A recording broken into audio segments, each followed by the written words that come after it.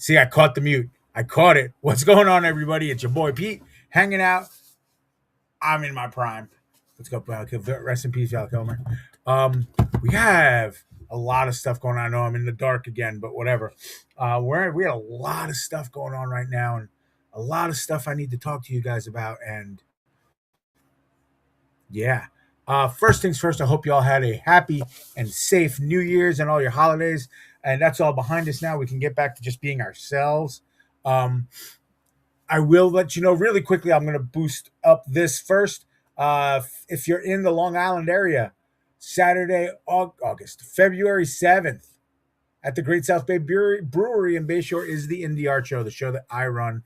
About 2024 artists, crafters, makers, tarot, all sorts of fun stuff. It's going to be a blast. It's going to be a blast. Lunchbox Warren in the house. What's up, Warren? It is going to be an absolute blast. It's going to be a lot of fun. And tonight we will be talking about the state of the union of comics from a fan's perspective, because that's what I am. Now, really quickly, and I'm going to say this again when I start talking about it. I have been published. I've been published in both Michael Turner tribute books by Aspen. I used to self-publish my own books. They were trash. I have Attack on Cookie and a couple other comic book ideas that I have that I want to do, but I'm going to do them more of as an art piece. I'm really not trying to be a comic book creator. I'm not. Perfect that he's here. Our buddy Lunchbox Warm, he's the epitome of comic book creator. He's out there slinging ink and doing everything to get his stuff out there because he wants to create comics. And he is in touch with his fans. And that's kind of what I want to talk about today. I'm just a guy who's going to use them as an art form, like a canvas or whatever. And that's how we're going to go with that. But we are going to talk about the state of the union of comics from a fan's perspective in a little bit. I do want to mention, however, that this yesterday was the first Hot Flips show of the year. Hot Flips being the amazing company that provides you all your supplies and stuff for your comics, and it shows they have all sorts of comics and goodies and stuff that you can pick up at a great prices too. They have great prices, and you should check them out. I'm going to give a link down somewhere. I don't know where. Somewhere I'm going to do the link, and it's going to be great. You're going to love it, and it's going to be one to. I had a great time. First things first. Speaking of comic books, these are comic book guys I'm going to talk about. First off, I got to sit next to and hang out all day and chat with the incomparable Keith Williams. You've seen him. He's in Spider-Man, the Phantom, and a whole bunch of other things. Part of that Marvel bullpen back in the days. Keith Williams is not only one of the best guys to do comic books, but he's one of the nicest people too. Jay Lipson, our buddy Jay, stopped by to say hi to everyone, which was really nice to see another Marvel bullpen guy, which we're really happy to see. And sitting behind me, you've seen him. He does his own work. Does a lot of comic book works. He comes from New York, and he comes from the school with Keith. He was part of Neil Adams' team, and artist Buzz was there, and Buzz fed me. So Buzz and I also, I mean, he's way more talented than me, but we had similar coming ups with let's just say doing street art, performative street art.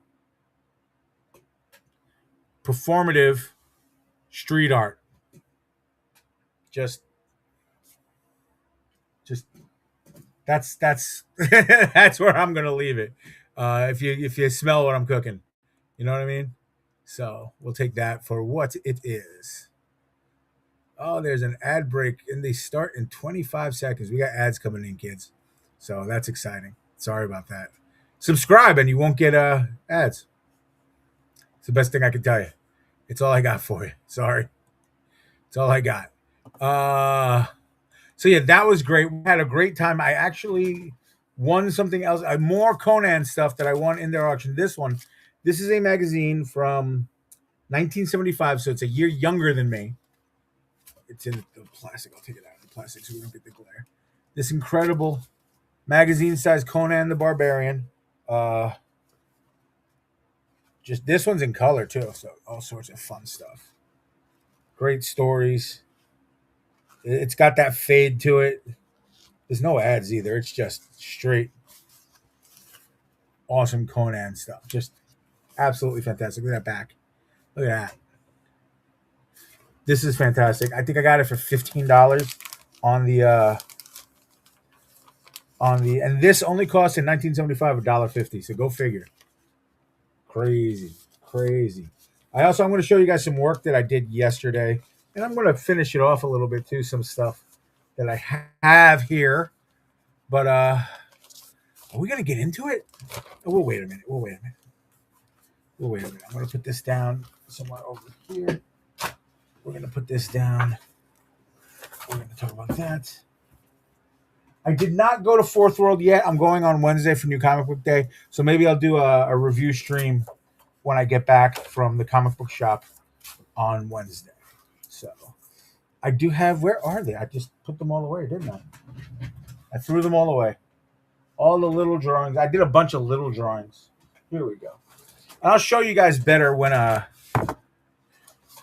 we get on back onto the thing. I drew that yesterday. I'm so happy with this. It's not even funny. The glare is crazy. Little SpongeBob. I have a lot of these now. Like, we're doing all right with those. And I've sold a shitload, so they're moving. These are fun. So we'll keep those there. I did also pick up one thing from the show and then one thing from a vendor. And I am remiss that I do not have her social media because she's awesome. She sells the Pokemon cards, and I got yesterday my first slabbed Pokemon card. It is from the 2021 Pokemon Celebrations. It's a Pikachu. It's a chubby Pikachu, and it's my first slab. So there's a lot of lights going on. Got it for $13. Stupid happy. I'll show you again more once I get over here. And in the mail, I picked this up. Probably going to get it just slab 2 just because for fun. Some One Piece cards. That's Nico Robin. I actually have, I showed you guys last week the other Nico Robin that I have. I just don't have it out right now to show you guys. Or do I also, that Pikachu's the second big, I like the chunky Pikachus. I don't know why. I just do. Yeah, there's the other Nico Robin that I got. I like the chunky Pikachus and I like Nico Robin. I think it's a lot more obvious why I like Nico Robin than the chunky Pikachus. But hey, whatever. Oh, good. There he is, staring me right in the face. I have a lot of crap on my desk. I got the Pikachu VMAX, which I probably should get graded as well. That's a holo, so that's gonna be all sorts of crazy. So the Nico Robin and the Pikachu VMAX, I'm probably gonna get graded. And also, before we get into it, that's probably gonna be the beginning of the logo for Stray Cat Studios, where you're gonna see a lot more stuff, portrait and painting wise. I have some great ideas that I have. What is blinking back there? That I have to get into, and we're gonna talk about, and it's gonna be great. But we're gonna get into it, aren't we? We're just gonna go. We're just gonna make it happen. Make it happen, Captain. That's what we're gonna do. It's gonna be fun. It's gonna be great, and y'all are gonna love it. And away we go. So let's get rid of this. I don't need that. I got rid of the wrong one, so that's fine. That's fine. Okay, so we got rid of that. I am stupid. Let's get rid of that. Let's keep that. That's great. We're in there now, kids. I'm just figuring it out. I'm a little worried about this because I don't want to screw this up. But we're going to talk about it now. We have to. We have to. And I'm going to use some visual aids to get me started.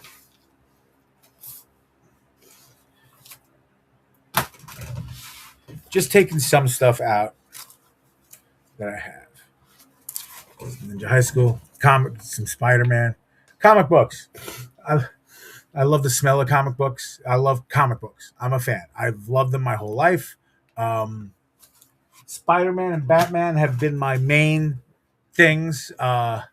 Spawn was a main thing for me too. Jesus, um, that was a big deal for me. And I love comic books. But the problem and why I want to do kind of a State of the Union kind of thing is I see what's happening. Sorry, I see what's happening in comics. Right, I see you come on YouTube. See, first off, the State of the Union comic books I think is fine if you're a fan. If you're overly, even if you're a collector and stuff like that, but you're a fan and you're not, I'm designating the line between fan and industry is you're a collector, but you're not doing a YouTube show.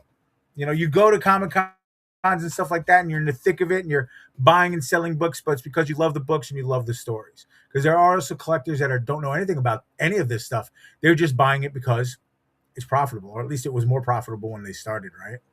Um, and that's fine too. Neither here nor there. Whatever. I'm not hedging anybody on that.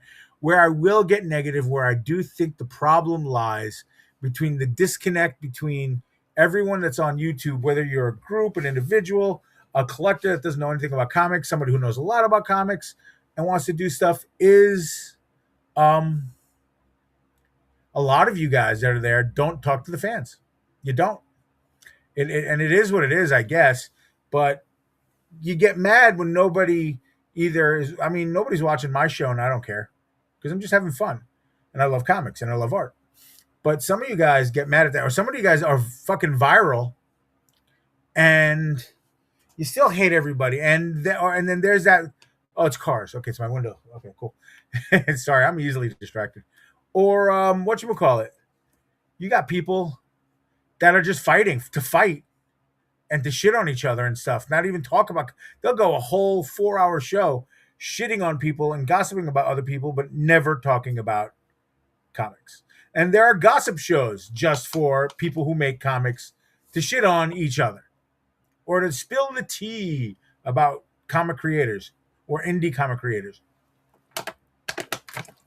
I don't get it. Um, I'm a 50-year-old man talking about Pokemon and stuff like that and having a great time.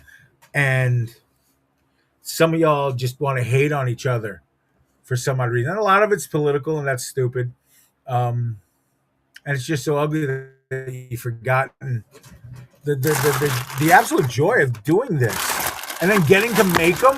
Oh my god! I mean, I do it as an indie, but not even as an indie, just as an art guy. And y'all are hating on each other, and y'all have people actually buying your shit and liking your shit across the world, and you're hating on each other. It just doesn't make any sense to me. Um, but I'm going to spin back there. That's a lot of negative. I think I'm done with that negative stuff because I've met so many negative people that it's. But and then they want to say that the floppy is dying, that the brick and mortar comic book shop is dying. Some are, yeah, because the money's fluctuated. And I think, and to be honest with you, before we dive into what's good about that, really quick, I think the movies hurt the comic book industry. And I talked to Keith Williams about this yesterday. I should have recorded it so I could have played it for you guys.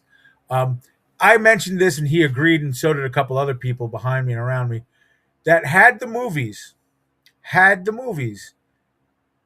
they didn't have to go directly and they didn't have to be exactly like the comics. They didn't. That's fine. You don't have to do that. No one was asking you guys to. We hoped, and you got some of it, which is cool. But I understand that you gotta broaden the base. I get that. That's fine. But here we go. And here's what's really the thing. The movies, the studios could have put comic books in movie theaters, could have put those actors at comic book shops. Free comic book day. There's no reason that Hemsworth or Evans or any of those guys could have been at a comic book shop, California, New York, wherever, and like they could have been at Midtown Comics, they could have been at Fourth World Comics, which is my home. They could have been anywhere, and not just talked about the movies, but they could have been signing comic books. They could, they could have made it exclusive because they're doing it for Marvel Rivals, so they can make exclusive covers. Liam Hemsworth, blah blah blah. Let me say that again because I fucked up his name. Liam Hemsworth, there it is, on a cover of Thor. Have him sign 150 of them, bunch of them at a comic book shop. Make people happy. Then people will go, oh, the movies come from this. Cool. What else you got? Let's see what else is going on there. And that keeps it's a symbiotic relationship at that point. It's just circle. I'm dancing. Sorry, edible. It's just, it's a circle of that. It's a circle of life, The movies feed the books and the books feed the movies and it keeps going around and around. Excuse me. And everybody's happy. And everybody keeps milking it and everybody keeps getting something and people are buying it, people are selling it, people are making money off of it, and it's happy times. And everybody, we get to see our stories come to life, which is really cool. I mean, I'm jealous of my mom because she watches her telenovelas and she sees all of her stories live and in person. I mean, I get it with wrestling too, I guess, but wrestling gets it. Wrestling knows how to talk to the people. And I think a lot of people making comic books don't know how to talk to the people. So there it is. Now, why is things good? Do I think I just split off a lot of heavy negative shit, right? Why are comics good? First off, not all shops are failing. What happens is water seeks its own level, right? In life, the herd gets culled once in a while. I'm not saying that in a bad way or whatever. Just some shops that weren't prepared, some shops that weren't built to survive a lull in the market, or just people who were bad business people didn't make it. Now I know the distribution and stuff that's a mess, but whatever. But there are shops now. I know I'm in New York, so I'm very lucky. I have a shitload of shops, and I've seen a lot of these models work. I know one shop that's quite successful. He sells slabs. He barely gets new comics in. He sells old comics, slabs, and toys, and he's killing it. I've seen him, like, I've been at the shop to do a signing or to draw at the shop, and I've seen him just in an hour make a buttload of money, make his rent for the next couple months off of toys and collectibles. So, in that respect, stores like that are doing well. Uh, there are stores, again, I'm going to mention them because I love them to death, and they're I think they're the shining example. There's words of what I'm talking about. Fourth World Comics has always had comics, but it's also had some toys, a lot of toys actually, some good stuff. And they've done cards, collectibles, statues, slabs. They have art. They have everything. Supplies. They have everything. They have it all. And there's a lot of shops like that took that model. I need to have this. I need to have this, so I can attract as many people as possible and get them in. And a lot of these shops need to be able to, and I think a lot of shops do. So I give the nod to all of them here. If you need it, they can get it, which is cool. And they're open. And I don't mean like they're open 24 hours or something like that. I mean, you can go in there and just talk and hang out and see, oh, what's this? What's going on here? Who's writing this? Oh, what does he do here? What does she do here? All that shit. A good shop will give you that. And the shops that are surviving and thriving do things like that. They have multiple different things that they keep their fingers on the trends and things like that, which is what you have to do. And you do that in anything where you're selling to the public. You need to have your fingers on the pulse, right? You need to know what's viral. And the last thing, and I think the most important thing that separates and why I think comics are fun is the guys on YouTube and a lot of the indie guys talk to each other, broadcast for each other. They broadcast for people in the industry. You can't survive on that. You have to talk to your friends. Excuse me. You have to talk to your fans. You have to make, you have to make persistent sales or persistent customers that are going to come back. I know the first person that comes to mind when I think about that indie wise is a guy by the name of Tyler Carpenter, Girl with the Mega Fist. I know I got the Blackjack Duelist books that he put out. The guy knows marketing, and the guy talks about knows how to talk to fans and knows how to get a persistent fan base. Our buddy Lunchbox Warren does the same. He's building it slowly, but he's building it through social media and things like that.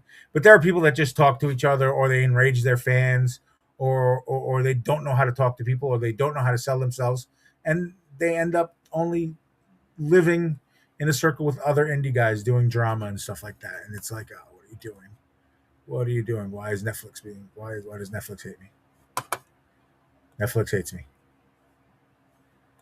I don't know why I'm mad at Netflix right now, but I'm mad at Netflix right now. Netflix. Okay, there we turn it off there. Anyway, sorry. Netflix bumped up and did weird shit. I'm sorry. I don't know why. I don't know why that matters, but it did. But you got people not selling to, not trying to talk to fans and build a fan base. I know here with Fat Guy Inc., that's the first thing we always do. We're always talking to people and trying to make fans and talking to the kids and talking, getting ourselves out there, social media, this, that, the other thing, conventions, trying to build up a base. And we have a pretty good one right now, to be flat honest. Now, what I do see, however, and this is because they're corporate and they're corporate machines, and I'm going to involve Image with this too. I'm going to tie the big three in. Image, Marvel, and DC do know how to talk to fans and get product into fans' hands. They do. They just do. The comics are available. Would it be better if they were more available? Well, I see DC has comics, older comics, but comics packaged up at Dollar Tree. I see they're trying to get into Walmart again. I see a lot of stuff where comics are trying to get into places where they were. They were in a lot of places before, bookstores and things like that, but they're trying to do that again, and that's because they know where they see. Okay, these fans are here, so I need to get my stuff to wherever the fans are, and that's good shit by them. That's what you do. You get, and then once you get the fan, you hook the fan, and you keep giving them more. A little fan service here, little cool stuff there, little giveaway stuff there. They do it at cons too, and it works. And I see a lot of indie guys doing the same thing, pressing the flesh, and don't mean that in a dirty way, but talking to fans and doing that thing and getting the fans talking and hanging out and involved in their projects, and that's makes successful, and that makes persistent sales, and that gives you a base of people that were going to buy your stuff for a while. There's also talking to the kids. A lot of sports teams do this. They market stuff for kids, and adults get mad at that. No, that's collecting, blah blah blah, I need that, blah blah. Number one, shut up, let the kid have the book. Comic books are, yes, I get that they're collectible now, but comic books are meant to be read. Comic books are meant to be disposable. Okay, they always were. That's why the important stuff like that Superman number one, Spider-Man number one, are so expensive because there's like four of them in the world. So don't don't sit here and talk to me about all that, because it's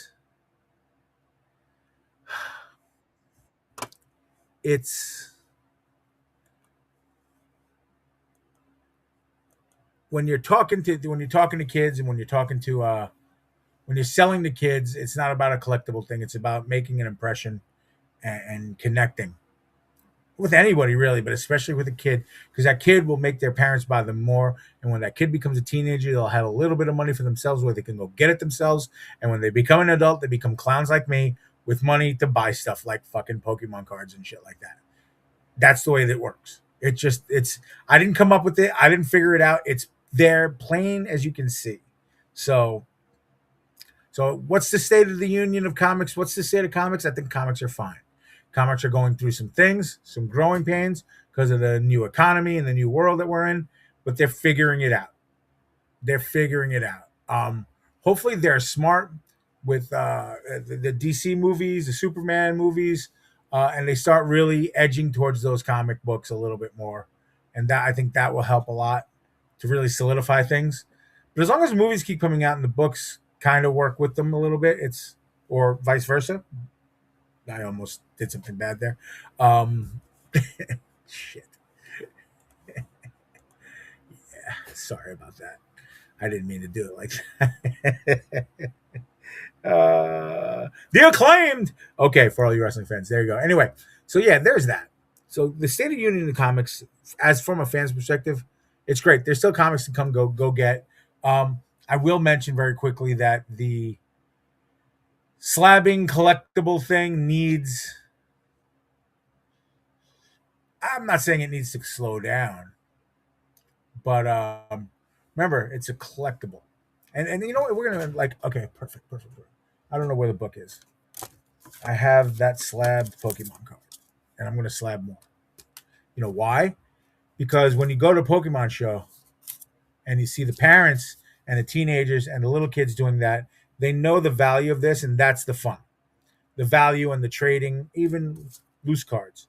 The value is there for all these kids, for all these parents, for everyone throughout the entire thing. So it's everybody is about collecting, trading, selling. Comic books didn't start like that, but somewhere, somehow, someone told the old a generation that these are collectible. You have to slab them. You can't let people see them. You need to put them in a vault. No one should touch your collection. I was handed a stack of comic books and said, "Read them. Go ahead." Whatever. They got torn up, and that was okay. And it was fun, and that made me want to read comics. Some kids today, well, first off, digital and manga, but that's in and of itself. But that's also because a lot of these kids can't touch the collections that are near them in their family because they're all slabbed or they're all sealed. Oh, you're going to ruin the value. It's a comic book, buddy. That shouldn't be paying for little Timmy's college. You know, like that's just me. That's just what I think. But that's what I think. You tell me what you think. So if you're watching this or if you're watching the VOD later, if you see me, catch me on social media or at a show, let me know what you think. I would greatly appreciate it. But now I think it's time to do the switcheroony and get over to there. Let's get some light on that subject. Woo! Let there be light. We have all sorts of stuff happening there. That's bright. That's too bright. That's way too bright. That's not bad.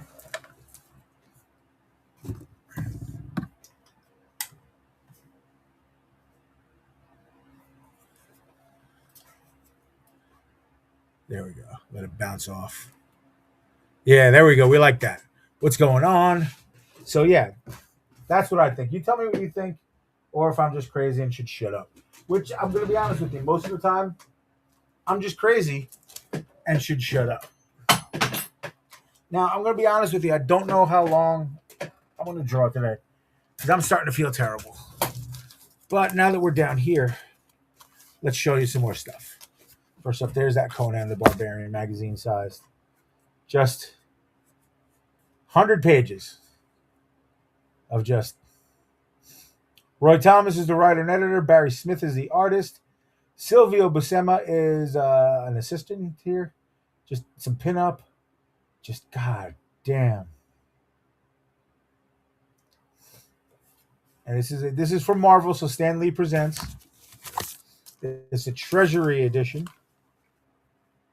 and it's just absolutely beautiful. Absolutely beautiful.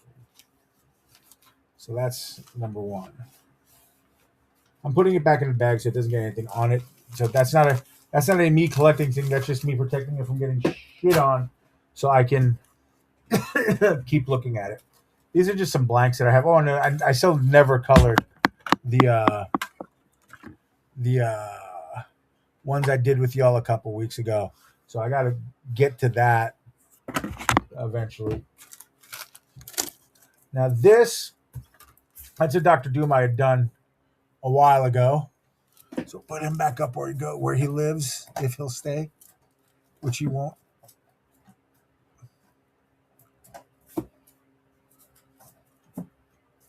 Shit. Okay, that's back where it goes. I had finished the Supergirl, and I'm really happy with the way it came out. We're going to start putting this up so you guys can get a look at it. And then I started some of the paper I might work on today. I haven't figured it out yet, though. I started this, and this is where I'm going to get back into. I started this yesterday at the show.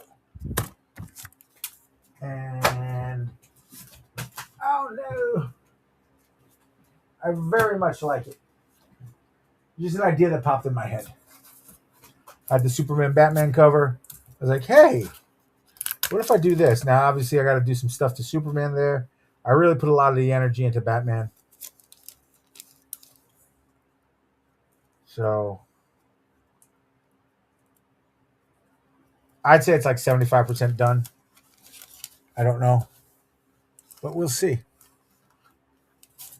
I'm speaking of Twitch, which nobody was, but we'll talk about Twitch now. I'm driving to try to get my subs up, try to get my followers up, try to get everything up because everything's down. And need to work on it. So if you're watching, you follow me, cool.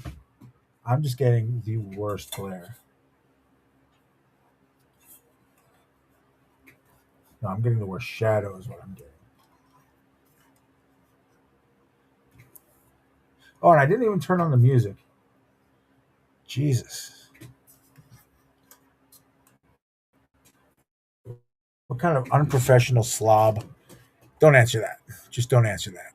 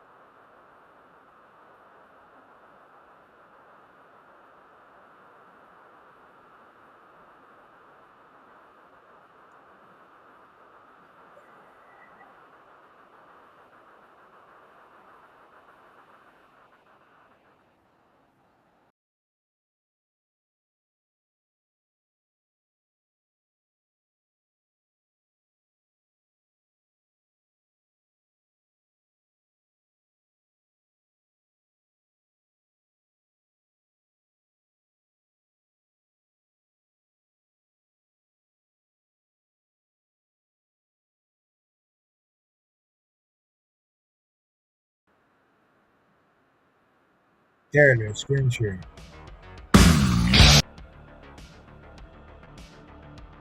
Okay, so now we got it in there. Cool.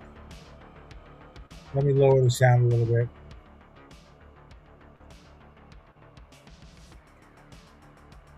Jesus.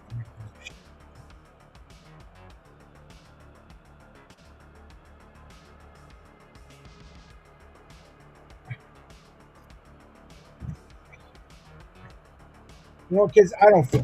Yeah, that's it. I don't feel good. I'm leaving. I'll talk to you kids later. Maybe I'll stream tomorrow.